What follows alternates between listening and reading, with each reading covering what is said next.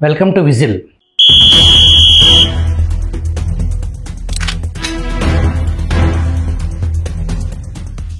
మన కోసం, మన భవిష్యత్ తరాల కోసం తమ సర్వస్వం ధారపోసిన మహనీయులు, దార్శనికులు మన కోసం ఆనాడే కలత చెందారు.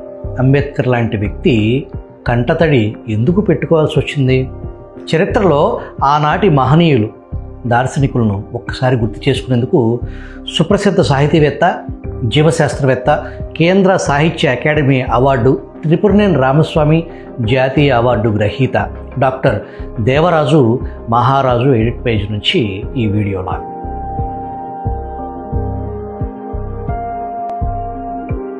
భారతరత్న డాక్టర్ బాబాసాహెబ్ అంబేద్కర్, ప్రసిద్ధుడైన భీమ్రావ్ రామ్జీ అంబేద్కర్ మన భారత రాజ్యాంగ రూపశిల్పి, తొలి కేంద్ర న్యాయశాఖ మంత్రి, ఆర్థికవేత్త, సంఘ సంస్కర్త, ముఖ్యంగా అంటరానితనం, కుల నిర్మూలన కోసం సంఘర్షించిన రాజకీయవేత్త, దేశంలో నవయాన బౌద్ధానికి దారులు వేసిన ఆధునిక నవబౌద్ధుడు.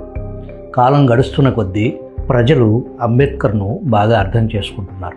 దళితులు, బహుజనులు మాత్రమే కాదు, అన్ని వర్గాల వారు, అన్ని మతాల వారు అంబేద్కర్ చూపిన మార్గాన్ని ఎంచుకుంటున్నారు. అయితే 1956 మార్చి 18న ఆగ్రా నగరంలో ఒక సంఘటన జరిగింది.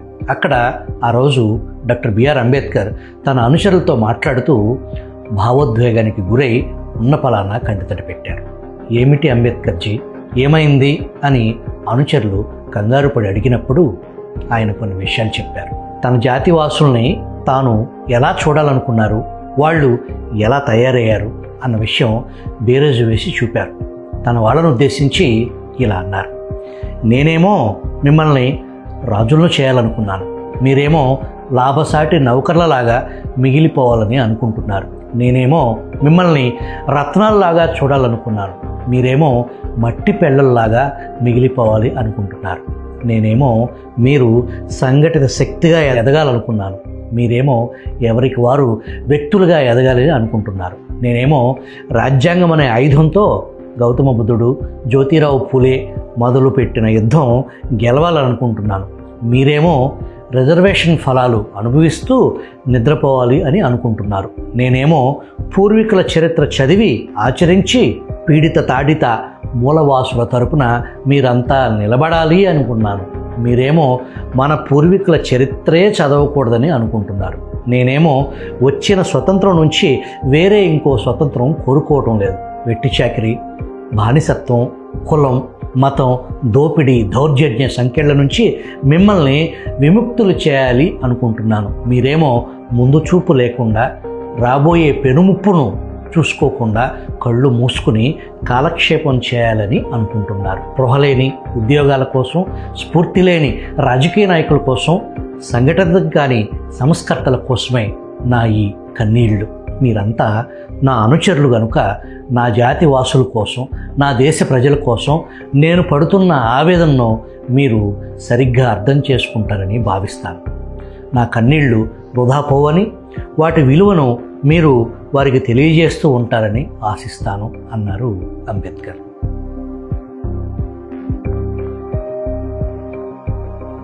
భవిష్యత్ తరాల అభ్యున్నతి కోసం డాక్టర్ బిఆర్ అంబేద్కర్ పడిన ఆవేదన వృధా కాకూడదు. మనం మన ముందు తరాలని చైతన్యవంతులుగా తీర్చిదిద్దటం ఒక బాధ్యతగా స్వీకరించాలి.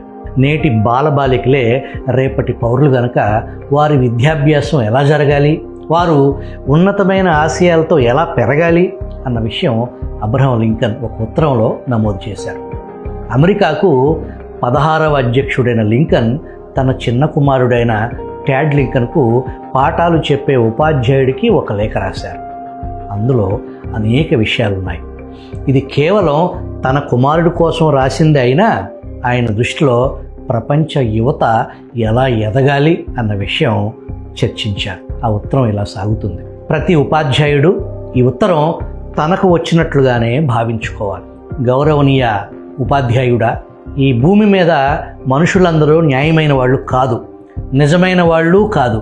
ఈ విషయాలు మా అబ్బాయి ఖచ్చితంగా తెలుసుకోవాలి. మీరు మా వాడికి ఇవి నేర్పించాలి. ప్రతి ఉత్తముడికి ఒక నీచుడు ఉన్నాడు. ప్రతి స్వార్థ రాజకీయ నాయకుడికి అంకిత భావంతో పనిచేసే ఒక నాయకుడు ఉన్నాడు. ప్రతి శత్రువుకి మనకు ఒక మిత్రుడు ఉన్నాడు. లేని దాని గురించి దిగులు పడే గుణాన్ని మా వాడిలోంచి పారద్రోలండి.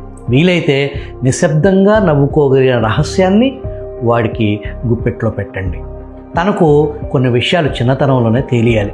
అల్లరి చిల్లర కబుర్లు ఆసక్తిని కలిగిస్తాయి, కానీ వాడికి పుస్తకాల మహత్తు ఏమిటన్నది అర్థమయ్యేటట్లు చేయండి. అలాగే ఆకాశంలోని పక్షులు, తేనెటీగలు, పచ్చటి కొండల అనంత రహస్యాలను అన్వేషించడానికి వీలైనంత ఎక్కువ సమయం కేటాయించాలని చెప్పండి.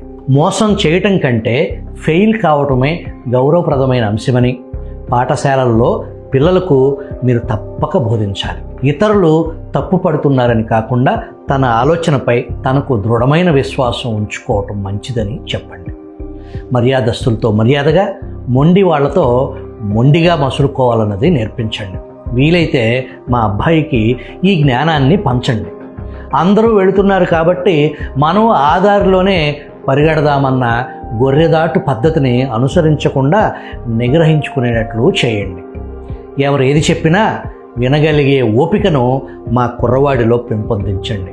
అయితే సత్యాసత్యాల నిగ్గు తేల్చుకుని సరైన దాన్ని మాత్రమే స్వీకరించాలన్నది నేర్పించండి. మీకు సాధ్యమైతే ఈ క్రింది మెళకువలను కూడా నేర్పించండి.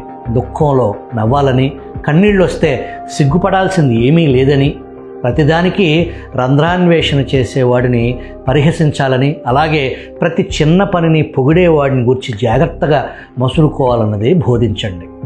తన కండను, మెదడును అత్యంత ఎక్కువ ధర చెల్లించేవాడికి అవసరమైతే అమ్ముకోవచ్చు, కానీ తన మనసుకు, అంతరాత్మకు ఎప్పుడు, ఎక్కడ, ఎన్నడూ వేళ నిర్ణయించకూడదని, ఆ పరిస్థితి అసలు తెచ్చుకోకూడదని బాగా అర్థమయ్యేటట్లు చెప్పండి. పనికి మాలిన అరుపులకు చెవి ఒగ్గకూడదని, సత్యమని బలీయంగా నమ్మిన దానికోసం ఎదురెడ్డి పోరాడాలని చెప్పండి. మా అబ్బాయితో కాస్త సున్నితంగానే వ్యవహరించండి, కానీ మరీ ముద్దు చేయకండి. ఎందుకంటే ఉక్కు దృఢత్వం తెలిసేది అగ్ని పరీక్షకు గురైనప్పుడే కదా. ధైర్యంగా ఉండగలిగే సహనం తనకు కావాలి. అయితే అవసరమైనప్పుడు తన సహనాన్ని ప్రదర్శించే ధైర్యం కూడా తనకు ఉండాలి. ఎల్లవేళలా తన మీద తనకు అచంచలమైన విశ్వాసం ఉండేలా తీర్చిదిద్దండి. అప్పుడే ఆ వయసు పిల్లలకు మానవ జాతి మీద ఎనలేని విశ్వాసం ఏర్పడుతుంది.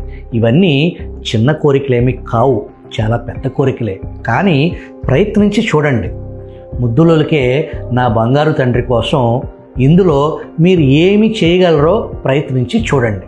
మీ ప్రయత్నం సఫలమైతే ఆ ఫలితం నా ఒక్క కుమారుడికే కాదు, మొత్తం కొన్ని తరాలకు అందించిన వారు అవుతారు. దయచేసి ఆలోచించండి అని అబ్రహం లింకన్ అభిప్రాయం వ్యక్తం చేశారు.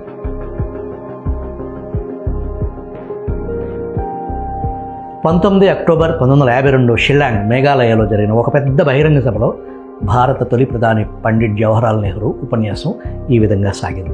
దేశం అంటే ఏంటి? అంకిత భావంతో పనిచేసే దేశ నాయకులు చేయాల్సిందేంటి అన్నది ఆయన చెప్పకనే చెప్పారు. దేశం అంటే కొన్ని పర్వతాలు, కొన్ని నదులు, మైదానాలు, పొలాలు మాత్రమే కాదు. పెద్దవి, చిన్నవి అయిన నగరాలు, పట్టణాలు, గ్రామాలు మాత్రమే కాదు. దేశం అంటే ఇవన్నీ ఉంటాయి, కానీ దేశం అంటే ఇవి మాత్రమే కాదు. దేశం అంటే దేశంలో నివసిస్తున్న ప్రజలు. అందువల్ల నా భారతదేశంలో ఉన్న ప్రజలను నేను అర్థం చేసుకోవటానికి ప్రయత్నించాను. గతంలో ఉన్న ప్రజలను, ప్రస్తుతం ఉన్న ప్రజలను, వారి జీవితాలను చాలా లోతుగా అధ్యయనం చేస్తూ వచ్చాను. దేశమంతా విస్తృతంగా పర్యటిస్తూ వచ్చాను. ఉత్తరాన హిమాలయాల నుంచి దక్షిణపు అంచు కన్యాకుమారి దాకా, అలాగే పశ్చిమాన ఉన్న మన సరిహద్దు నుంచి ఇటు తూర్పున ఉన్న సముద్ర తీరం దాకా లక్షలాది ప్రజలను కలిశాను. వారి కళ్ళల్లోకి సూటిగా చూస్తూ వారి మనోభావాలని పసిగట్టాను. వారి ఆశలేమిటి, ఆకాంక్షలేమిటి తెలుసుకున్నాను. వారు చెప్పేదేమిటో విన్నాను. వారు చెప్పలేకపోయిందేమిటో కూడా అంచనా వేసుకున్నాను. మొత్తంగా నా దేశ ప్రజల్ని కొంతలో కొంత అర్థం చేసుకోవటం ప్రారంభించాను. ఇది నాకు సంతోషాన్ని, సంతృప్తిని ఇచ్చే విషయం. ఆనాటి పండిట్ నెహ్రూ ఉపన్యాసం పూర్తి పాఠం Jawaharlal Nehru selected works second series volume 20 page number 3లో ఉంది. జవహర్లాల్ నెహ్రూ పట్ల పార్టీలో ఆరాధనాభావం పెరిగిపోతూ ఉంది. దీన్ని అరికట్టకపోతే ఆయన మరో సీజర్ తయారయ్యే అవకాశం ఉంది.